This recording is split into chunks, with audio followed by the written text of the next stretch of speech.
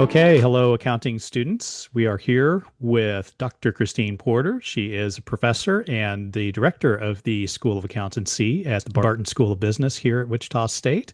Christine's with us to talk about Accounting 220, which is Managerial Accounting. This is a course that we offer here as part of our accounting degree that is a very important course, and wanted to gather some advice from her on really how to be successful in this course. So welcome.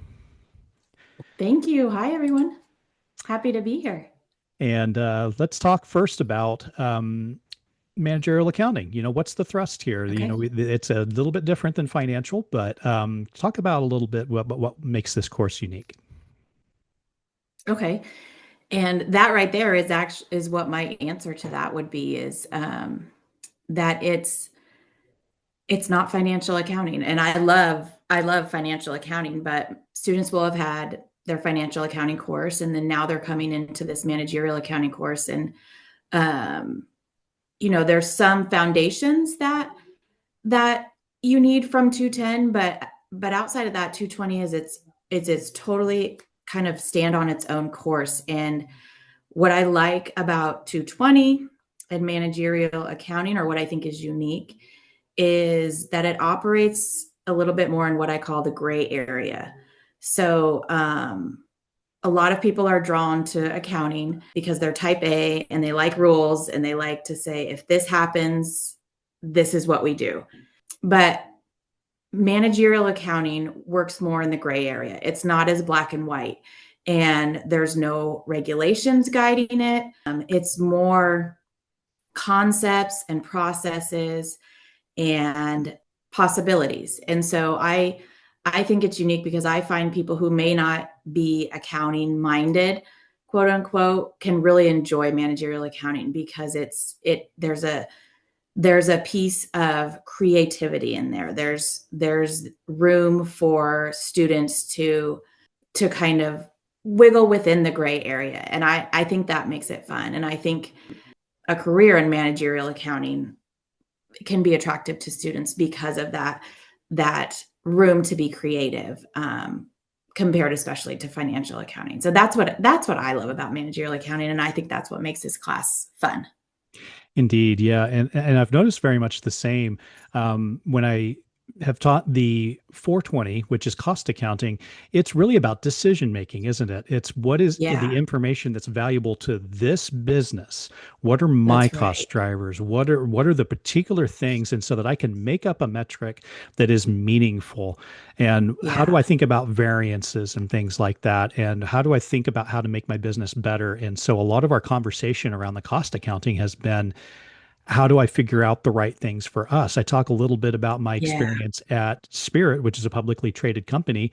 When we get together with investors, there's a little bit of gap in there, but there's non-gap as well. The metrics that Yeah. they really care about, that really mean something to the aerospace industry, are non-gap measures. We spend a lot of Yeah. time talking Right. about them, and it's not that they're not legitimate. I mean, they're still all backed up by actuals. They have the actual Right. financials behind them, but they're metrics that are meaningful to us. And so we get to do a little bit of Yeah. that in managerial, don't we? Yeah. Yeah. And exactly. And that's financial accounting. Once you've seen what managerial is, it's so externally focused, like making sure we're following this set of rules set by people that aren't our company, and obviously it makes sense we have to do that. But managerial accounting, it turns more inward, and it's like, how can I help my management team make the right decisions, and how can we get the numbers that matter for us, because what matters for aerospace doesn't matter for the restaurant industry. So we absolutely shouldn't be doing certain things, so by the book. And yeah, so that flexibility and that turning more inward is can be just a totally different perspective. Indeed. Yeah. That's really kind of an overview of kind of where we'll start to dig in Accounting 220. It's really a lot of fun to talk Yeah. some of these because it's just real life things that you can talk about. Almost a lot of Yes. you students have jobs coming in, and that's also fun for me to kind of draw out of your experience and what are you seeing. I've got my experiences, but you have yours as well. And so that's something Yeah. that I really love to hear as well. So then next place I want to go is as far as this course preparation wise, what's unique about what we need to do to be ready to come to class and have these fruitful conversations? Yeah, um I think doing the work. I mean, I can't emphasize enough in 220, just do the work. um Sounds simple, but doesn't always get the impact I think it should. The way we all structure 220 is kind of consistent no matter which professor you're taking it from for the most part. Every week is the same in terms of due dates and the flow of the course. You're covering a chapter pretty much every week, and every week looks the same. So, um, and everything that we're giving you in 220 is with a purpose. It leads into the next. The readings and the lecture will help you to do well on your first assignment, which is the SMART book. All of that will help you to be able to come to class and work through problems with your professor. That day of working through problems builds on you being able to do your homework. It's so helpful with you being able to do your homework. And then that all culminates with the quiz for the week, the quiz on that chapter. And we structure the course to kind of hit those milestones every week in a certain order, but we give a little flexibility to that. But I think the best way to prepare is really trying to follow that structure and just doing the work every week. I find that, not to be negative on students, but 9 times out of 10, when a student is coming to ask for help, how can I do better in this course? When that's the question, 9 times out of 10, they're wanting me to tell them something that isn't just do the work, because they're not just doing the work as it's instructed. They're wanting me to say, well, here's the magic formula that can help you do better if you're not doing the work. If you're committing to that weekly schedule of getting those things done, not only are you getting the points, getting huge chunks of points every week that work towards, your final grade, but you're getting the concepts and you're going to do better on the exams. So you're getting more points over on that side of the grade too. So I think we all have busy lives and things like that, but I think to best prepare for the class is make sure you're doing things in the way that gets you where you need to be every week with every chapter. And I'm glad you brought up student questions in that as well. There's a couple things I'm picking up. The structure of it is very helpful for a lot of people.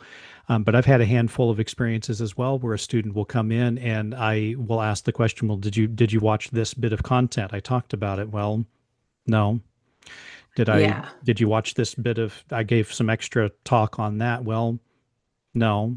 Did you watch? Right. And sometimes the answer is just a gap in expectations where I expected you to consume the things that I put out there and posted, but maybe you didn't. And then that way you're missing, there's a gap in knowledge there. And so there's been several times where Right. that's just the feedback that I've given is essentially what you just said is do the work. Yeah. Yeah. And if it, again, we understand there's times when a student's going to have a week and they can't do that. And maybe their grade dips a little bit that week. But if you're hitting those things kind of as we set it out, you're setting yourself up for success. Or maybe I say Mhm. it the opposite way. If you're not doing it that way, your your likelihood of being successful in the course goes down quite a bit. It does. Um, Yeah, yeah. and to your point about that week, that one week, somebody will have we have people that get sick, right? And then that happens all the time, Yeah. right? Especially we're in the wintertime now, people are getting sick Yes. more often. I've never seen a situation. I've been doing this a while, even before I arrived at Wichita State. I've never seen a situation where one week tanked an entire grade. What tanks entire grades is a consistent habit of taking Yeah. zeros, of not doing the work. that will do it in an instant. Yeah. 1 week or one bad test generally does not wreck a grade. Yeah, you're absolutely right on that. And I think the point structure in 220 allows for that. So much of the points come from those homework assignments and smart books and quizzes. And just like you said, if there's a week that's off, but your consistency is being on, and you have a week that's off, you you're going to be fine. You're going to be fine. And the course structure kind of is built for that. So Indeed. yeah. Very good. All right. Yeah. Also on that point, I think a lot of students maybe kind of wait to fill out the course and see. I guess I don't know exactly what's happened, but some people wait till maybe after the first exam to really to really start doing the work or something like that. Don't wait. Start building up all the points you can. Work hard on these assignments in the first portion of the class, and then you're not, in a scramble at any point in the semester trying to cling on to points that are there. Yeah, and I love that you brought that bit into it too, because if we have all these points piled up from the homeworks and things where we've got our resources, we're not in a rush. We can take as long as we need to. We get to a test. Let's say we're not a good test taker. Right. It matters less. If you've done It all of matters the less. work leading up to there and you happen to get a grade less than grade on the exam, it's not going to tank you because you've done all of the work. And so that course is structured that way. Yeah. Yeah, exactly. Yeah. So how about any other overall tips then? We've kind of covered what's unique about the course. We've covered about being prepared for the course. Now, really being successful. We've talked about doing the work. Are there any other tips as we wrap up here? Um, I guess one tip would be, if we're talking, especially the in-person class, just be present Hmm. when you're in the class. Um, you know, in class, we're together for a very short period of time. I know sometimes when you're in it, it might seem like it's dragging on for hours, but it's only an hour and 15 minutes. Commit to that hour and 15 minutes and get off your phone, engage with the class, and just be present. There's people who come to the class and it's just going through the motions. I think it's just so in their head they check the box, I went to class today, but they're not getting anything out of it. They're not taking it in, they're not engaging, they're not doing any of that. So the in-person time commitment is very small for this course, in my opinion. Be present and take what you can. Take something from every class. Take a lesson from every class. I would say also for 220, all the students are still kind of early, should be kind of early on. Even if you've decided on your major, just be open at this point. Be open to switching majors. Be open to double majoring. Be open to adding a minor.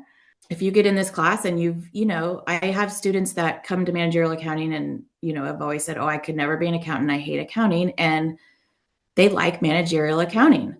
There could be something there for you. So Mhm. I think just at this point, especially when we're talking to 220 students, just being open to taking this class in, and just being open with and engaging with your path that you're on.